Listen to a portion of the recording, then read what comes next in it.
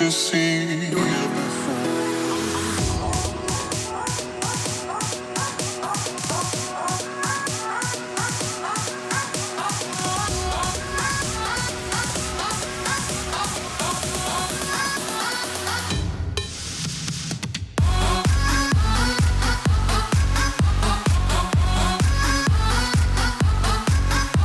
Well, hello world, what is up? Jim here, and today I am celebrating the shirts of AnthrOhio and the stories of AnthrOhio. And really, today with AnthrOhio being canceled, I figured why not come out here and do some videos and just kind of remember the joys that I've had over the years with AnthrOhio, and I wanted to share that with you.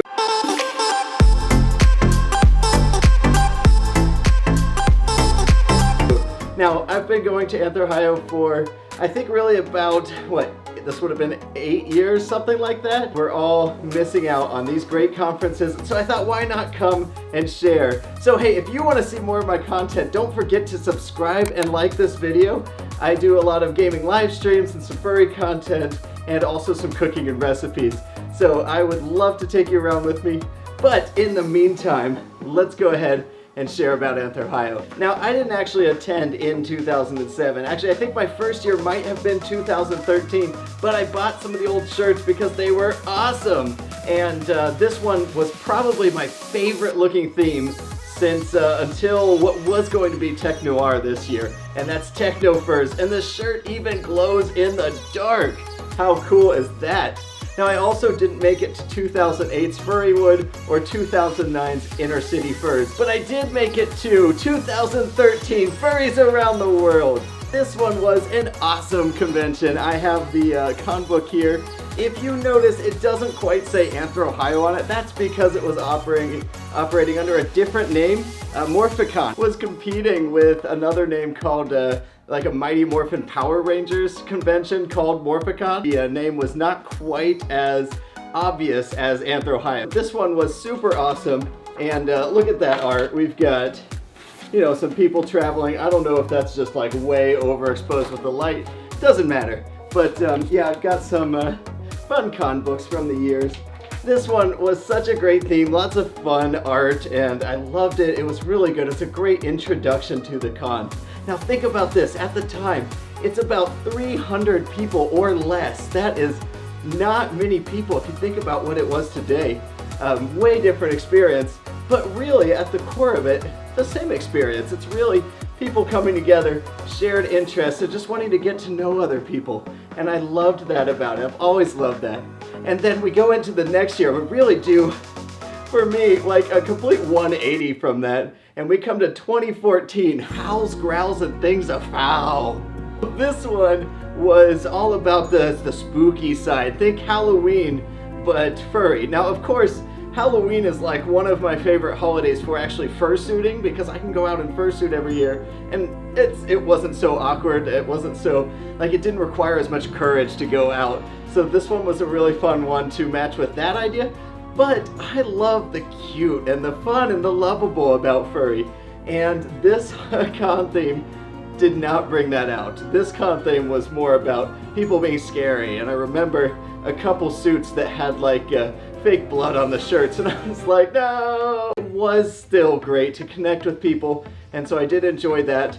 But I don't think it was personally my favorite year, but right about that year, I took over the website administration for the con. And today we built that out to the web team, and I've been having so much fun being involved with that. It's been so great seeing the convention grow and having so much fun with so many of you. Now, it was about this time that I got together with Lunar Fox, and we built a QR game called QR Fur, and we'd hide these little QR codes around the con space, and they were worth different numbers of points, and they were in the rooms, they were in like there were some on the ceiling and hidden around all over, and you would go with your phone and you'd scan one, and that would be sign up, you'd register for. As you scanned all of them, you got points, and you could see a leaderboard by scanning any one of them or going to the website.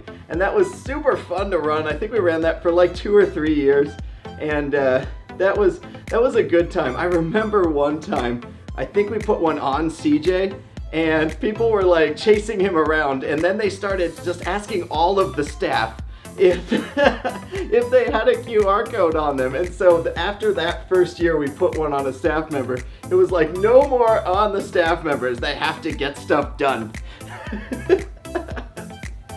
And so that was pretty much it for that year. We did have a DDR tournament. Now, I have always absolutely loved DDR, Dance Dance Revolution. It is so much fun. I made a video of myself playing last year.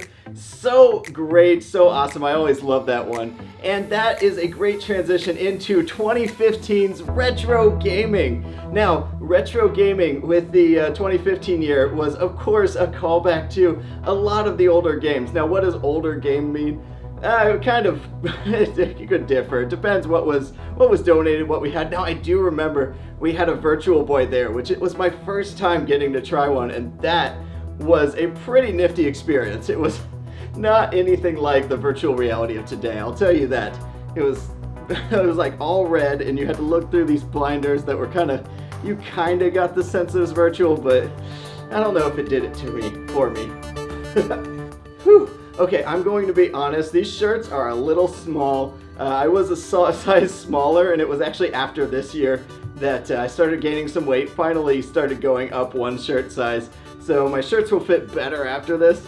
They're a little small here, and you know what? I'm not in the best shape, but I still play DDR, still run, still love to be active. And next up, we've got 2016's Spurring Renaissance. Now, this was an awesome turning point. Where AnthrOhio started to grow quite a bit. We had been starting to grow, and I think at this point we had between maybe 450, 600 people. It's just a rough guess. I didn't look up any numbers. This is where the official name AnthrOhio came from. The website got completely redone. We got more photography. You're coming up, and you're growing, and you're becoming new. I didn't rehearse any of this speech. I think it turns out well. I don't know. I'm just kind of flying through with it. I'm just having some fun. I saw all these shirts there. I was missing out on AnthrOhio, and I thought, what can I make? That sounds fun. Let's go through some of that. It was either 2017 or 2018 was the last year in the old hotel. We were really starting to overdo it. The hallways were starting to get kind of crowded. Like, it's one of those, like, you need to get to your next session, and it is not easy now to run from one end of the hotel to the, especially when you're wearing fursuits and you have these huge things on. And everyone wants to stop and say hi. And next we have 2017's Furries of Tomorrow. Now this one was a great look at what the future could be like. Let's look into space in the future. We also officially have our Dawn and Dash mascots at this point. So AnthrOhio now has mascots, and that's awesome. That just brings into the art and kind of combines all that through and gives it even more life and feel. At this point, I think we're looking at maybe 750, 900 people attending the convention. Super awesome. I think it was either this year or maybe 2018 was our first year in the new hotel. I think that might have been 2018. But yeah, so at that point, we're really starting to outpace our old hotel, and we need a new one. And we moved to the DoubleTree of the Crown Plaza, and that was a great move. I'm so happy for it, because we got so much more space, and it really just fit the needs and let us just continue to grow with the community and have so much fun. But the whole way through, there's always been the dance party and or the furry rave, and that is one of the things that has been my favorite parts every time of AnthrOhio. And that is where, like, Friday night, Saturday night, even sometimes Sunday night, we've got DJs and lights, and it's just so much fun going out dancing until what, 1, 2 a.m., maybe 3, I don't know, whenever, and having a great time. And then for the next year is my favorite shirt to actually wear out on a day-to-day basis. And in 2019, we have Barks and Recreation. Definitely one of my favorite shirts to wear out day-to-day, just whenever, whether I'm in furry form with Gem here, or human, whatever it is. It is one that I think I get the most like compliments and just notes on, and people say, hey, love the shirt. Now, I don't have a black light, but this one looks really cool under a black light. So if you do have one of these shirts, check it out. Sweet, awesome. Now with Barks and Recreation, I teamed up with a group of awesome guys called Badgemeister, and I worked more on the achievement side of a game that we all built. And it really was a way to help with like the volunteer system and attendees and such. But at the same sense, why not make it fun? And so we had like, if attendees got their badge registered for the game, they could like scan into panels and go scan around different areas and try to earn achievements. And it would like text you when you got one. I remember one was the Konami code, and you had to go, so up, down, left, right, BA start was I think what it was. So if you went to the farthest north scanner, scan twice, south one, scan twice, all the way west, all the way east, all the way west, all the way east. And then I think, what was B? I don't remember.